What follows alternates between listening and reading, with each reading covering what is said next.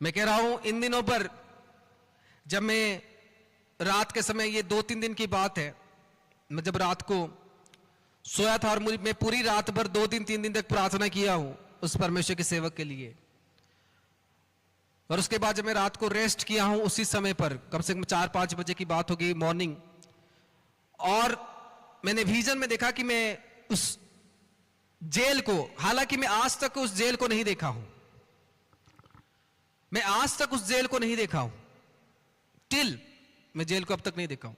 परमेश्वर की आत्मा मुझे जेल के अंदर लेके जाती है और मैं इस जेल को देखता हूं।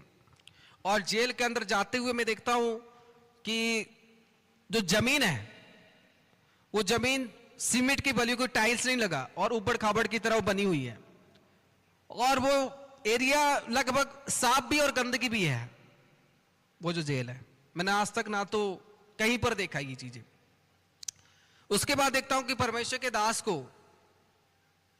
मैं उस समय देखता हूं, प्रोफेट वजिंदर को उस समय पर मैं देखता हूं, साइड साइड में जेल लगाया गया है, जेल के अंदर सारे जन बैठे हुए और बहुत कॉन्जेस्टेड जेल है वो।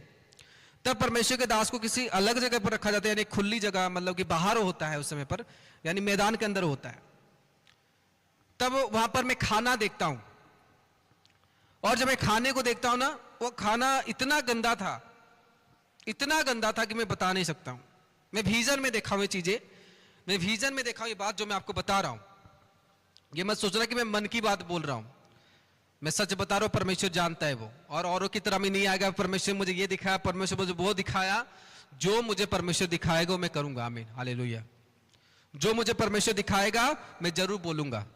तब उसके बाद मैं देखता हूं कि परमेश्वर के दास से उसको जेल की कैदी की यूनिफॉर्म पहनाया गया है। उसके ऊपर ऐसे 4 नंबर कुछ ऐसे लिखा हुआ था, मैंने क्लियर इतना नहीं देखा है, 4-7 ऐसे कुछ नंबर था।